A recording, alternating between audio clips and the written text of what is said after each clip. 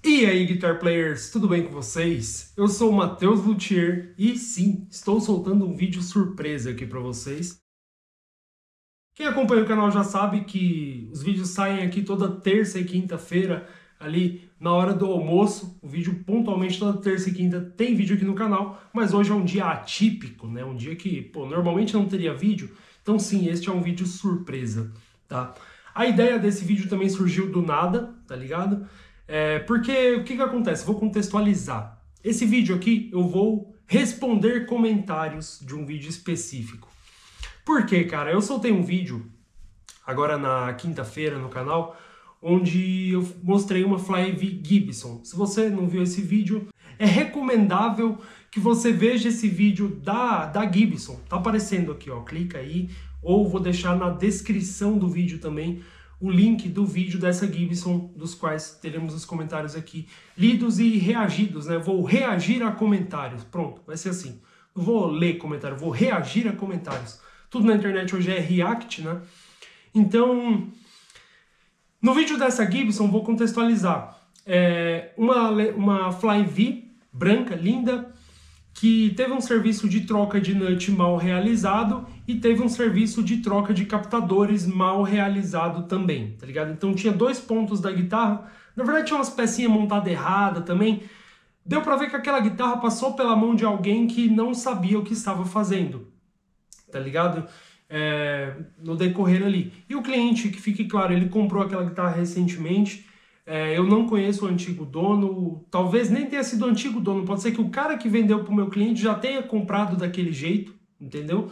Então não dá para saber ali a origem de onde veio esse problema, sabe? Eu realmente não sei. A guitarra veio de outro estado, nós está em São Paulo, a guitarra veio de fora, saca? Não sei quem é, não sei quem fez o trampo, tá ligado? Mas enfim, tem aqui alguns comentários interessantes, né? Sobre o vídeo da guitarra. O primeiro deles aqui que eu vou ler, né? Porque assim, durante o vídeo lá, quem assistiu percebeu. Eu bati na tecla o tempo todo que foi um luthier que fez aquele serviço. Tanto a cagada na elétrica quanto a cagada no nut, né? Eu falei, pô, algum luthier fez isso aqui, né? Afinal, a pessoa tem uma Gibson, normalmente se der problema ou se precisa fazer algum reparo, leva no luthier, né? Então eu pressupus, pode ser que tenha sido um equívoco meu, que tenha sido um luthier que fez aquele serviço. Mas o comentário do Eduardo põe um ponto contra o meu, tá? Porque o Eduardo diz o seguinte: o suposto luthier é igual ao próprio dono dizendo: o quê? R$ 500 para esse serviço simples? Eu faço aqui em casa. Aí deu merda. Não tem profissional que faria isso. Cara, então, peraí, essa última parte que não tem profissional que faria isso, eu vou contrapor, velho. Tem sim profissionais que fariam até pior do que o que tava ali, porque o jeito que tava ali deu pra ver que tentaram reparar ainda, entendeu? Então, sabe? Então sim, tem profissionais que faria até pior do que aquilo e profissionais que, né, enfim. Não vamos falar de preço aqui ainda. Então sim, tem profissionais que fariam aquilo, mas também o seu primeiro ponto, né, de que foi o próprio dono que mexeu no instrumento. Cara, você pode ter razão nesse ponto sim. Porque às vezes o cara é do it yourself, né, mano? Às vezes o cara viu uns vídeos no YouTube de como é que troca um nut, falou, pô, vou trocar, né? E ele viu outro vídeo falando, pô, como é que troca o captador, falou, vou trocar também. Mas aí, cara, instrumento, quando você começa a pôr a mão mesmo, você vai tendo certas complicações no meio do caminho que você não esperava, né? Então, se você nunca fez aquilo antes, provavelmente a primeira vez vai ser uma novidade, a segunda vai ser novidade, a 10ª vez ainda vai ser novidade. Então, certos instrumentos merece que alguém que realmente saiba o que está fazendo ali, né? Mas realmente, cara, pode ser que tenha sido o dono que fez aquilo ali. Pode ser que tenha sido o dono que falou, pô, vou trocar o nut em casa, vou trocar os captadores em casa, e acabou perdendo o controle ali. Não sei, velho. Como eu disse, eu não conheço o antigo dono. Eu espero também não dar nem problema, cara. Se você é o antigo dono dessa guitarra, não fica chateado comigo não, velho. A gente salvou aqui, deu certo, ficou legal, a guitarra tá com baita timbre. Beleza? Notícia boa pra você, mas não fica chateado com a gente, não. Próxima pergunta não, isso aqui não é pergunta, né, cara? Próximo comentário. Demorei tanto para comprar minha Ferrari e vou lá no Zé do Motor trocar o óleo. Né? O que ele quer dizer aqui? Às vezes o cara tem um baita instrumento, né? Uma guitarra ali de 15, 20 mil reais e escolhe o luthier mais barato para levar a guitarra. Mas, cara, não necessariamente. E isso não necessariamente mesmo, tá, cara? Sim, existem serviços mais baratos que a qualidade é duvidosa, mas também existem serviços caros, tá ligado? Que a qualidade é bem ruim também, sabe? Assim como existem serviços baratos que têm uma boa qualidade. Isso aí existe também, saca? Por exemplo, cara, teve uma época, isso sei lá, em 2018, mais ou menos. Cara, eu cobrava barato na regulagem completa. Era tipo assim, era muito mais barato do que em qualquer outro lugar. Por quê? Porque, cara, eu era moleque, eu precisava levantar um dinheiro de qualquer forma, né? Enfim, precisava crescer minha oficina, precisava fazer minhas coisas. Então eu oferecia uma regulagem completa num valor abaixo do que outros luthiers que faziam um serviço tão bom quanto o meu cobrava, né? Então eu conhecia ali a qualidade de outros luthiers e o preço, eu entregava um serviço igual, saca? Tipo assim, pau a pau com o luthier que cobrava mais caro e eu cobrava mais barato. Porque eu precisava de demanda e porque o bairro onde eu atendia também era um bairro onde o poder aquisitivo era menor, tá ligado? Então a galera não tinha grana, às vezes, pô, a guitarra custa 300 reais, não tinha como pagar o valor perto da guitarra numa regulagem, tá ligado? Então eu tinha que fazer mais barato. Então por um tempo, cara, a minha regulagem era barato, tá ligado? Eu vou falar, vai, porque já faz tempo, mas na época a minha regulagem custava 190 reais, enquanto uma regulagem em uma oficina mais conhecida e tal, custava em média ali 280 reais. Isso naquela época, né? Então o meu serviço era tipo assim, consideravelmente mais barato do que o dele. E, enfim, né? Então assim, nem sempre o mais barato é o pior. E o meu serviço era bom, velho, eu não tô, né? Claro, hoje o meu serviço é melhor, mas o meu serviço era com cuidado, era com esmero, era com carinho, sempre foi, tá ligado? Eu tô falando de 2018, ó, eu trabalho com luthieria desde 2013, né? Então eu já tinha ali 5 anos de experiência na área, então eu já fazia um serviço bem ok, saca? E por um preço barato. Então, enfim, nem sempre o barato é o pior. E também tem um outro ponto que eu queria levantar, né? Nessa do tipo assim, pô, o mais barato é o pior, ou sempre assim, tipo, pô, vou economizar, vou levar num lugar barato, né? Teve um outro comentário aqui também que falou, pô, eu jamais levaria meu instrumento em um lugar que cobrasse barato pelo serviço. Tem uma oficina em um bairro nobre de São Paulo, tá ligado? É uma oficina, o bairro fica num bairro nobre. A oficina é bonita, né? Não é conhecida, tá? A oficina não é conhecida, mas é bonita. Eu vi porque apareceu anúncio no Instagram dessa oficina, tá ligado? Como eu acompanho coisa de guitarra, de luthieria, começou a aparecer anúncio dessa oficina. Não é conhecida, tá? Mas começou a aparecer anúncio pra mim, eu acabei abrindo o perfil pra dar uma olhada nessa oficina que tanto tava martelando de anúncio, saca?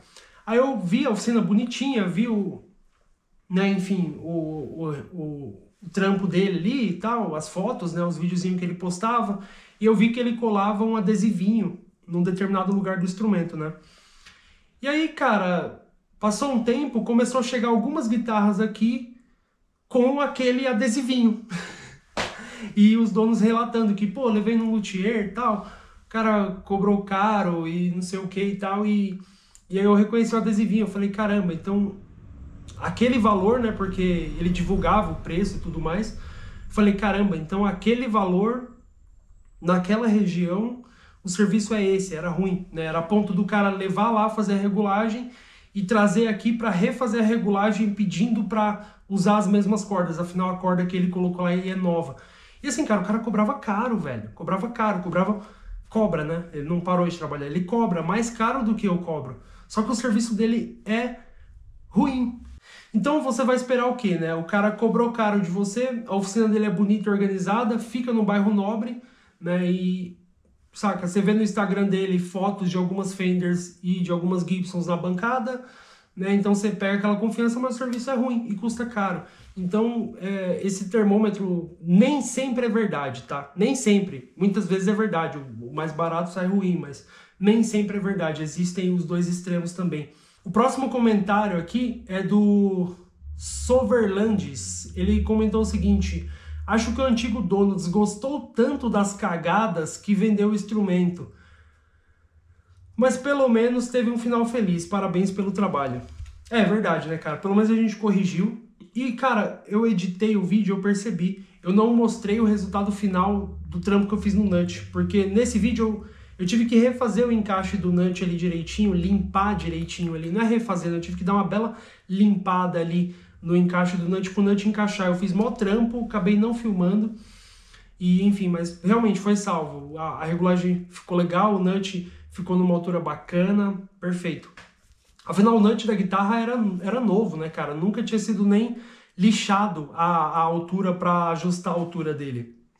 Então, salvamos, ficou lindo. Mas aí, quanto à parte que você falou aqui, que acha que o antigo dono desgostou, é uma possibilidade, viu, cara? É uma possibilidade. Eu já vi acontecer do cara ter um instrumento, aí, tipo, por exemplo, cai no chão, aí zoa a pintura, tá ligado? Aí o cara dá uma desgostada do instrumento e vende. Né? Eu já vi acontecer acontecer às vezes algum acidentezinho e a pessoa desgostar do instrumento e vender. Enfim, né? Pode ser, pode ser. Aí o próximo comentário aqui é de... Cara, eu não sei ler esse nome porque é um monte de letra e número misturado ali, o nome do cara. Mas ele comentou o seguinte: o ideal seria falar o nome desse luthier criminoso, mas a ética não permite. Infelizmente ele vai continuar fazendo vítimas. Cara, então... eu já disse no começo do vídeo, né? Eu não conheço o ex-dono da guitarra, eu não conheço o ex-luthier, eu não sei qual luthier, eu não sei se, por exemplo, a guitarra é 2017, né? Pode ser que isso aconteceu em 2018 e ninguém sabe mais quem fez isso, entendeu? Então não dá pra saber. E mesmo que eu soubesse, tá? Eu poderia saber exatamente o nome e o endereço do Jaguara que estragou a guitarra, né? Caso tenha sido algum luthier e não o dono, né? Porque realmente eu passei o vídeo inteiro falando que o luthier zoou o instrumento. Mas pode ser que foi o antigo dono, né? Vamos levar aquela premissa também do primeiro comentário ali. Cara, eu não vou nunca expor ninguém, tá ligado? Porque não é legal, velho. Não é legal. Tipo, você crescer em cima do erro do outro, tá ligado? Seria muito fácil, cara, por exemplo... Saca, eu abri um canal, um react aqui com vocês, reagindo a cagadas de outros luthiers, né? Abrir lá uma rede social e ficar mostrando os vídeos dos caras, falando, nossa, olha isso aqui, putz, cagou aqui, zoou, pô, derrubou o instrumento, saca? Seria muito fácil ficar crescendo na falha dos outros, mas eu não acho legal ficar expondo assim, cara. Não acho legal você crescer na falha do outro, tá ligado? Se você... Por exemplo, tem algum luthier conhecido que você sabe que o serviço que ele tá fazendo não é tão legal, chega nele e troca uma ideia pessoalmente. Tipo, irmão, tem um certo serviço aqui que você poderia fazer de forma diferente, tal, dá um toque, porque às vezes o cara tá precisando de um toque, tá ligado? Assim como já teve luthiers experientes que chegou em mim e viu e falou, isso aqui você pode fazer de uma forma assim, assim, assim, e pra mim foi válido pra caramba, né? Então, não é legal ficar... moendo a imagem de ninguém, tá ligado? Afinal, putz, isso é louco. Eu falo o milagre, mas não conto quem foi o santo, entendeu? O próximo comentário aqui é do Noróticos. Ele perguntou o seguinte, ele perguntou não, cara, isso não é pergunta, isso é comentário. Até eu me habituar, esse é o primeiro vídeo, né? Então, ele comentou o seguinte, isso aí tá suave. E luthier roubando captador e parte elétrica de Fender e Gibson de iniciantes que aparecem na oficina. Ele levantou um ponto aqui, né? Comentou... Eu já vi isso acontecer, tá, cara? Da pessoa... Já contei aqui no canal, em algum drecada aí, eu contei a história de um cliente que levou uma Gibson em um luthier e o luthier deu um jeito lá. Cara, eu vou ter que contar a história de novo. Enfim, a Gibson do cara não estava funcionando, tá? Possível problema, ou jack ou chave seletora, tá? Possível problema. tá? Porque nenhum captador funcionava. Então podia ser o jack ou chave seletora. Não estava funcionando. Levou no luthier, o luthier falou, os 2 captadores estão queimados. Os seus 2 captadores da sua guitarra foi pro saco do nada, né? Outro fato, é muito difícil um captador parar de funcionar do nada. E 2 ainda é impossível, tá ligado? Então, o luthier falou pro cliente que o captador da Gibson dele estava zoado, vendeu 2 captadores da Santo Ângelo para ele, 2 captadores Santo Ângelo, cara. Eu nem sabia que Santo Ângelo fazia captador até então, né? Colocou 2 captadores Santo Ângelo para ele, vendeu barato, tipo R$ 200 cada captador, e jogou os captadores Gibson no lixo, né? Então eu já vi isso acontecer, o cliente depois me contou, eu falei, cara, você foi inocente. Ele, putz, fui inocente, eu não sabia. Enfim, né, isso aconteceu, mas, cara, são raríssimos casos que isso acontece. Ou pelo menos são raríssimos casos que descobrem, né? Isso aí é complicado. Então eu não sei nem o que dizer, cara. Eu sei que, pô, leva pra alguém que você confia, saca? É interessante você ter fotos do seu instrumento, tá ligado? Tipo assim, vai um dia antes de você levar no luthier, tira umas fotos do seu instrumento direitinho e tal, para quando chegar você poder bater, comparar, ver se a sua peça, aquelas suas peças, né? Então, é complicado, cara. Enfim, infelizmente, mano, esse tipo de profissional uma coisa desencadeia a outra, né? Uma coisa leva a outra, certo? Porque vamos imaginar que você compra uma Gibson nova, né? Você comprou uma Gibson nova. Aí você fala, pô, vou levar no luthier porque preciso, sei lá, trocar o captador. Quero colocar outro captador de Marzio, tá ligado? Aí você pega, você tá com a sua Gibson nova e vai levar para colocar de Marzio no luthier. Só que você tá com medo do quê? Você tá com medo do luthier tirar o captador Gibson original da sua guitarra e te entregar um par de captador chinês falando que aqueles eram os original Gibson. Você tá com medo do cara instalar 2 captadores chinês lá, falar que instalou o de Marzio e como a aparência é igualzinha, você não vai saber, né? Ou o Seymour Duncan, né? Enfim, tem Seymour Duncan falsificado hoje em dia que é igualzinho o original, assim, visualmente falando. Você tem que olhar muito de perto para você diferenciar um Seymour Duncan falso de um original, assim, você tem que observar bem, né? Então você tem medo de tudo isso acontecer, né? Do cara trocar teu captador, trocar tua parte elétrica. Aí o que você faz? Fala, vou fazer em casa.